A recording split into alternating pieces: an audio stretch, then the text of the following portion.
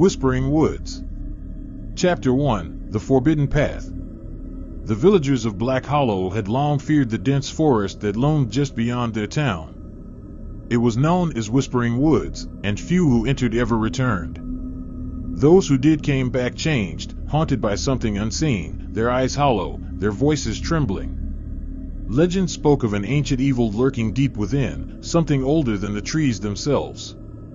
The elders warned children never to stray beyond the marked path, for those who ignored the warnings would hear the whispers, the voices that lured the foolish into the darkness, never to be seen again. Ethan, a skeptical journalist from the city, had no patience for superstitions. He had arrived in Black Hollow to investigate the forest, determined to uncover the truth behind the town's eerie legends. Equipped with a flashlight, a camera, and a notebook, he ventured into the woods at dusk, ignoring the fearful glances of the villagers. Chapter 2. The Whispers Begin. The moment Ethan stepped past the tree line, an unnatural silence settled over the forest. The wind stopped, the chirping of insects vanished, and even his own footsteps sounded muffled. He felt a shiver run down his spine but pushed forward. As he moved deeper, an unsettling feeling grew in his chest. The trees seemed unnaturally tall, their twisted branches stretching like skeletal fingers toward the darkening sky. Shadows flickered between the trunks, but when he turned his flashlight toward them, nothing was there. Then, he heard it. A faint whisper. At first, it was barely distinguishable from the rustling of leaves, but soon, the whispers grew clearer. "Turn back. Leave while you can." Ethan stopped, gripping his flashlight tighter. The voice was soft, almost pleading, yet there was something deeply unsettling about it. "Hello," he called out, his voice shaky. "Is someone there?" No answer. Only the whispers, growing in number, overlapping, twisting into something incomprehensible. Chapter 3. The Vanishing Path. Determined to prove the legends false, Ethan pressed on, marking his path by tying pieces of red fabric to tree branches. The deeper he went, the more the air thickened, as if something unseen was pressing against him. Minutes turned into hours, and soon, he realized something horrifying: his markers were gone. Every tree looked the same, and no matter which direction he turned, the forest seemed endless. Panic clawed at his chest as he spun in circles, trying to find the way back. But the more he searched, the more the trees seemed to shift, closing in on him like a living entity. Then, the whispers changed. No longer warnings, they became something more sinister. "You belong to us now." The voices overlapped, some laughing, some weeping, some hissing threats in languages Ethan couldn't understand. His breaths came in ragged gasps, and his flashlight flickered. Then, a scream. Not his own, but a woman's, a bone-chilling, gut-wrenching wail that seemed to come from everywhere at once. Chapter 4. The Woman in White. Ethan ran. He didn't know where he was going, but anywhere was better than standing still. His legs burned, his lungs ached, but he kept running until he burst into a small clearing. And there she was. A woman stood in the center, her back turned to him. She wore a tattered white dress, her hair long and black, cascading down her back like a veil. Ethan hesitated, his instincts screaming at him to flee. But before he could react, she turned. Her face was wrong. Her eyes were hollow pits of darkness, her mouth stretched too wide in a twisted grin. Black veins ran down her pale skin, pulsating as if alive.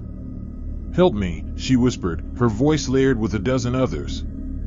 Ethan stumbled backward, but the moment he moved, she twitched, her head jerking unnaturally as she took a step closer. Then another. And another.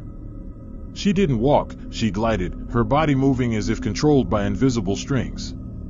Ethan bolted. The forest closed in around him, the whispers turning into shrieks. Branches lashed at his skin, roots coiled around his ankles, trying to drag him down. His flashlight flickered wildly, casting erratic shadows that seemed to move on their own. And then, darkness. Chapter 5. The Other Side. Ethan awoke to silence. The forest was gone. He was standing at the edge of a vast, colorless expanse.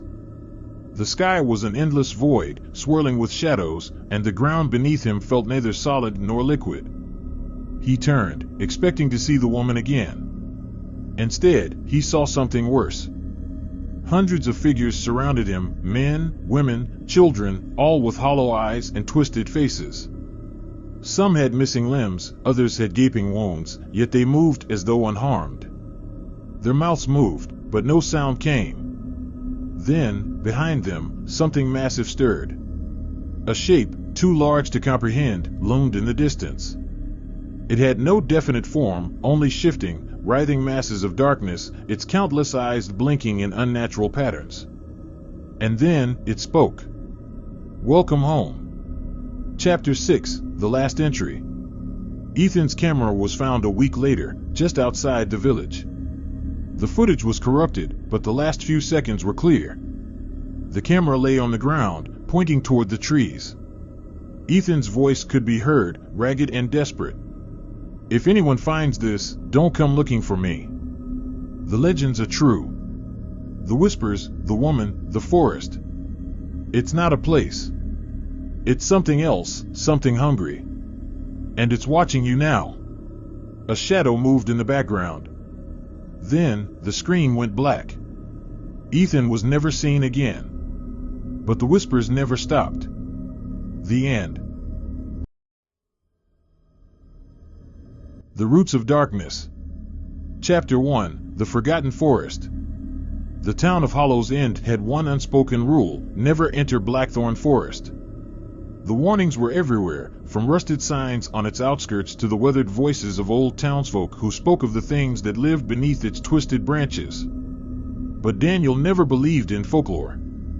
A freelance photographer searching for his next big project, he had heard about Blackthorn Forest through whispers online, stories of missing people, eerie figures seen lurking between the trees, and a darkness that seemed to stretch beyond the physical world. It was all the fuel he needed to pack his camera and drive out to Hollow's End. Ignoring the hesitant stares of the townsfolk, Daniel parked his car near the edge of the forest and stepped inside. The moment he crossed the threshold, the air thickened. The towering trees blocked out most of the sunlight, their branches interwoven like the ribs of a monstrous beast. A deafening silence replaced the usual chirping of birds and rustling of leaves. It was as if the forest was waiting. Watching. Daniel shrugged off the unease, gripping his camera as he ventured deeper. Chapter 2, The Whispering Trees. The deeper he walked, the more the forest seemed wrong. The trees were gnarled, their bark resembling twisted faces frozen in silent screams. Thick roots jutted from the ground like skeletal fingers, making every step treacherous. Then, he heard it. A whisper. At first, it was indistinguishable from the wind, but as he stood still, the words became clearer. Turn back, leave, run. Daniel's breath hitched. The voice was layered, as if 100 different tongues spoke at once. He spun around, camera raised, but saw nothing. Then, a branch snapped behind him. He turned quickly, hard hammering, but again, nothing. The forest was still, too still. Shaking off the fear creeping into his bones, he took a deep breath and continued walking. The whispers grew louder with each step, merging into an unsettling chorus. The trees now seemed closer, their trunks shifting slightly when he wasn't looking. Daniel tried to convince himself it was his imagination. Until he saw the footprints. Not his own. Bare, human footprints leading deeper into the woods. They were fresh.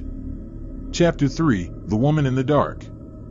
Daniel followed the prints, every rational thought in his mind screaming at him to turn back. But curiosity had already tightened its grip around his spine. Then, he saw her. A woman stood ahead, partially obscured by the trees. Her back was turned, long black hair cascading over a tattered white dress. She wasn't moving. Hello? Daniel called hesitantly, stepping closer. Are you lost? She didn't respond. His camera clicked as he took a photo, but when he checked the screen, the image was distorted, static rippling through the frame, her figure warped beyond recognition. A chill ran through him. Then, the woman moved. But she didn't turn. She twitched. Her head jerked violently to the side, her spine bending at an impossible angle. A guttural sound escaped her lips, a mixture of laughter and sobbing. Daniel stumbled backward, heart pounding. Then she vanished. Not faded. Not walked away. Just gone. The whispers erupted into screams. Chapter 4: The Roots Awaken. The ground trembled. Daniel turned to run, but the forest had changed. The path he had taken was gone, replaced by an endless stretch of identical trees. The sky above was swallowed by darkness, the air thick with the stench of decay. Roots slithered from the ground like living things, curling toward him. Then, a voice. "You shouldn't have come." It wasn't a whisper this time. It was right behind him. Daniel spun around, his flashlight beam catching a pair of hollow, soulless eyes staring at him from a tree. A face was embedded in the bark, its mouth twisted into an eternal scream. More faces emerged from the surrounding trunks, some crying, some grinning, others frozen in agony. He realized the truth. These weren't just trees. They were people. Swallowed. Trapped. Twisted into the very fabric of the forest. And the roots. They were hungry. Chapter 5: No Way Out. Daniel ran. His breath came in ragged gasps as branches lashed at his skin, roots trying to ensnare his ankles. The screams of the trapped souls rang in his ears, growing louder, more desperate. He tripped. Falling hard against the cold earth, he scrambled to his feet, only to realize he had fallen into a pit. A pit filled with bones. Skeletal hands jetted from the soil, their fingers curled as if reaching for salvation. Shreds of rotting clothing clung to some of the remains, their faces forever twisted in terror. Something moved beneath him. The ground pulsated. Then he saw it. A figure rising from the mass of bones. It had no eyes, only deep, gaping holes where they should have been. Its mouth was wide, too wide, stretching as if ready to swallow him whole. Its body was long and thin, wrapped in what looked like the skin of others. It opened its mouth. And Daniel screamed. Chapter 6: The Last Photograph. The townsfolk found Daniel's camera at the forest's edge 3 days later. There was no sign of him. They played back the footage. It started with his voice, steady at first, then increasingly frantic. The footage flickered, glitching in and out, showing glimpses of the woman, the whispering trees, the shifting roots. Then, the final frame. A blurry image of Daniel's face, eyes wide with horror. Behind him, a figure. Tall. Watching. Waiting. The screen went black. Daniel was never seen again. But the whispers never stopped. The Cursed Forest. Chapter 1: Into the Unknown. The sun was setting behind the hills, casting an eerie orange glow over the landscape as Ethan, Sarah, and Jake stood at the edge of Black Hollow Forest. The trees loomed before them like ancient sentinels, their twisted branches stretching toward the sky like skeletal fingers. Everyone in town knew the stories, the legends of people disappearing, strange lights flickering between the trees at night, and whispers drifting through the wind. But Ethan wasn't the type to believe in ghost stories. Neither was Jake. Sarah, on the other hand, hesitated. "Maybe this isn't a good idea," she said, gripping the straps of her backpack. "You know what they say about this place." Jake smirked. "Come on, Sarah. It's just a bunch of old legends. We'll be in and out before midnight. Besides, think of the stories we'll have to tell." Ethan nodded in agreement, adjusting his flashlight. "Let's just check it out. If anything feels weird, we leave. Deal?" Sarah sighed but nodded. "Fine. But if I hear one weird noise, I'm gone." With that, the three friends stepped past the rusted sign that read "Do Not Enter" and disappeared into the trees. Chapter 2: The Whispers in the Dark. The deeper they went, the more suffocating the forest became. The air was thick, heavy, as if the woods were alive, watching. Their footsteps crunched against the dead leaves and twigs, but beyond that, the silence was unnatural. Then, they heard it. A whisper. Faint. Almost too quiet to notice. Sarah stopped in her tracks. "Did you hear that?" she whispered. Ethan and Jake exchanged glances. "It's probably the wind," Jake said, though he didn't sound convinced. The whisper came again. Closer this time. Ethan shined his flashlight into the darkness, scanning the trees. Nothing. Just endless shadows stretching between the trunks. But his gut told him something wasn't right. Then, Jake screamed. Ethan and Sarah spun around. Jake was gone. The only thing left was his flashlight, flickering weakly on the forest floor. Chapter 3: The Vanishing Path. "Jake?" Sarah's voice trembled as she scanned the darkness. "Where are you?" No response. Ethan picked up Jake's flashlight, his hands shaking. He was right here. He couldn't have just vanished. Then they saw them. Footprints. Leading deeper into the woods. Sarah shook her head. "No. No way. We need to go back and get help." Ethan hesitated. "If Jake's in trouble, we can't just leave him." Sarah grabbed his arm. "Ethan, the trail we took to get here, it's gone." His stomach dropped. She was right. The trees had shifted. The path they had walked just minutes ago had disappeared, replaced by dense, endless forest. Then the whispers returned. But this time, they weren't alone. Chapter 4: The Shadow Man. Sarah clutched Ethan's arm, her breath coming in shallow gasps. "What do we do?" Ethan tried to stay calm. "We keep moving. We find Jake, and we find a way out." Then, from the corner of his eye, he saw something. A figure. Tall. Gaunt. Standing between the trees. Ethan's breath caught in his throat. The figure had no face, just darkness where its features should have been. Its limbs were too long, its movements unnatural as it twitched toward them. Sarah saw it too. She gripped Ethan's hand. "Run." They bolted, crashing through the undergrowth. The whispers grew louder, merging into one long, distorted voice that rang in their ears. "You should not be here." The ground shifted beneath their feet. The trees seemed to close in, twisting unnaturally, trapping them in an ever-changing maze. Then, Jake's voice. "Ethan. Sarah. Help me." Chapter 5: The Circle of Bones. Ethan and Sarah skidded to a stop. The clearing before them was unlike anything they had ever seen. A massive ring of bones. Skulls, ribs, and femurs stacked in a perfect, unbroken circle. And in the center, Jake. He stood motionless, his back to them, his arms hanging limp at his sides.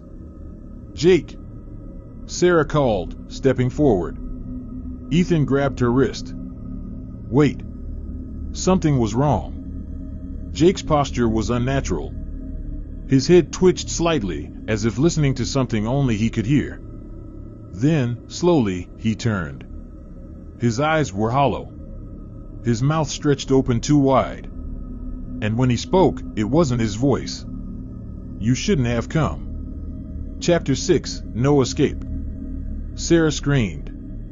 Jake, or whatever had taken his form, tilted its head, bones cracking with the movement. The whispers exploded into shrieks. The trees bent, their branches clawing at the sky.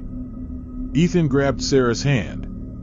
"Run!" They tore through the forest, but the ground beneath them was shifting. The trees moved, trapping them in endless corridors of darkness. No matter which way they turned, they were always led back to the circle of bones. Jake, or the thing wearing his skin, was waiting. His smile widened. "Stay with us." Sarah sobbed. "We're trapped." Ethan clenched his fists. No. He refused to believe that. Then, an idea struck him. He grabbed his phone, using its screen to reflect the light from his flashlight. The moment the reflection hit Jake, he let out an inhuman scream. The forest trembled. The shadows recoiled. Ethan didn't wait to see what happened next. He yanked Sarah forward, running blindly. For a moment, he thought they would never escape. Then, the trees parted. They burst out of the forest, collapsing onto the dirt road where they had started. Behind them, the trees stilled. The whispers faded. The shadows disappeared. Jake was gone. And the forest was silent once more. Epilogue: The Missing. The next morning, Sarah and Ethan went to the police. No one believed them. There was no evidence. No footprints, no scattered belongings. No proof Jake had ever been with them. His parents filed a missing persons report, but after months of searching, the case was closed. Sarah refused to talk about that night again. Ethan, however, kept one secret to himself. His phone. The last photo taken before they escaped. It was blurry, distorted. But in the shadows, behind the trees, a pair of hollow eyes stared back at him. And in the distance, a whisper. "We are still here." The end.